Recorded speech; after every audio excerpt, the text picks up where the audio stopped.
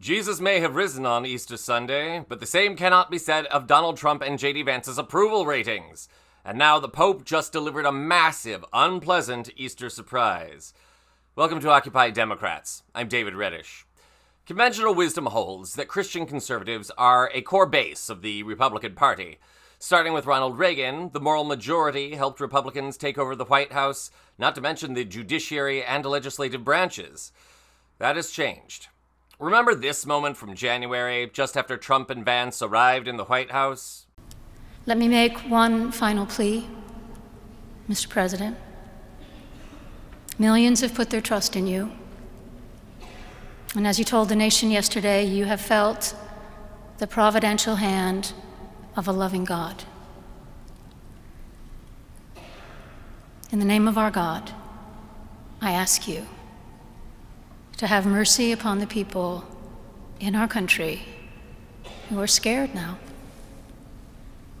There are gay, lesbian, and transgender children in Democratic, Republican, and independent families, some who fear for their lives.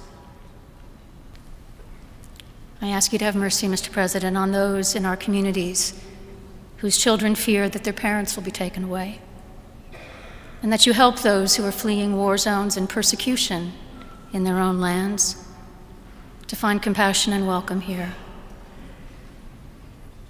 Our God teaches us that we are to be merciful to the stranger, for we were all once strangers in this land. That footage still makes my heart swell. Bishop Mary Ann Buttle, who you just saw in that clip, she largely exemplifies the reason the Republican Party has fallen out of favor with conservative Christians. No wonder the Pope is now throwing shade. Stay tuned. The schism between the Republican Party and conservative Christians really began around 2008. Not only did Democrats such as Barack Obama and Hillary Clinton become more open in discussing their faith, but Republicans looked like total hypocrites. Newt Gingrich preached about monogamy while carrying on numerous affairs and an open marriage. In Congress, Tom DeLay reveled in money laundering, while House Speaker Dennis Hastert was outed as a pedophile. These events also coincided with a cry for women to have control over their reproductive systems and enjoy equal pay, and for LGBT people to have equality under the law. And all of this says nothing of serial philanderer Donald Trump, his rape of women, his divorces, his hush money. That list goes on.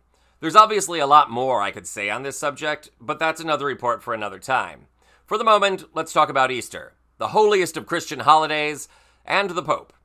Pope Francis has long advocated for more empathy and tolerance among Christians, and he's advocated for holding politicians to a moral standard outside their love of tax cuts and lip service to Christians. That could explain the Holy Father extending a middle finger, in a manner of speaking. The Daily Beast now reports that Pope Francis himself snubbed JD and Vance during a trip to Vatican City.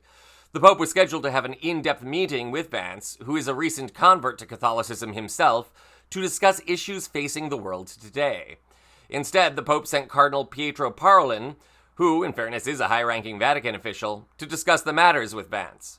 There's a temptation here to blame the snub on Pope Francis's ill health. Recent weeks saw him hospitalized. However, he had no problem meeting with King Charles of the UK last week and is said to have recovered. Sky News also reports that the Pope did briefly meet with JD and Vance as a courtesy following the meeting, but that was more of a formal greeting, not the in-depth discussion that had been scheduled between the two. This isn't the first time the Pope has expressed his displeasure with Vance and with Donald Trump. Earlier this year, he called their mass deportations, quote, a disgrace and a, quote, grave sin.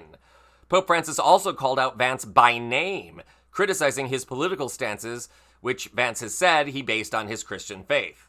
Quote, Christian love is not a concentric expansion of interests that little by little extend to other persons and groups, unquote, the Pope said at the time.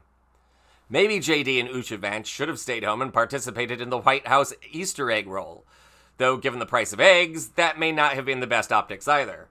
Or maybe JD could have donned an Easter bunny costume, but somehow we have a feeling that would have made the bunny man scarier, more so than friendly.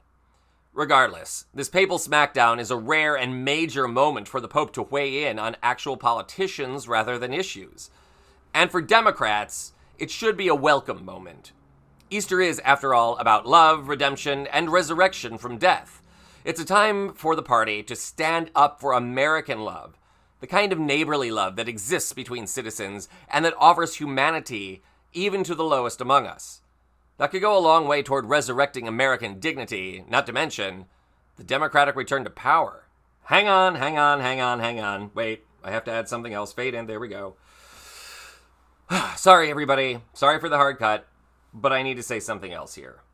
The Pope's inspired me this Easter. As a Christian person, I don't often discuss my faith in public, but I think sometimes it is important.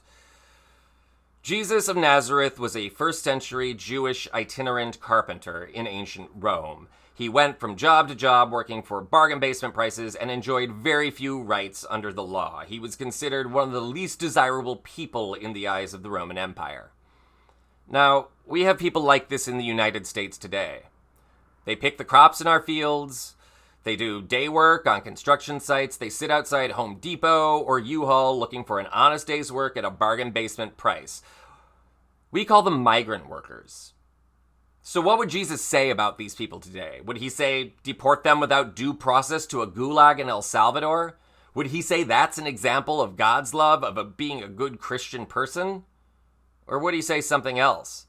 Remember, this is the man that went into the temple and wrecked the money-changing tables. And today we see conservative Christians selling Bibles in their churches. We see them selling guns. Is that the Christian way to lead a life? What would Jesus say about it all?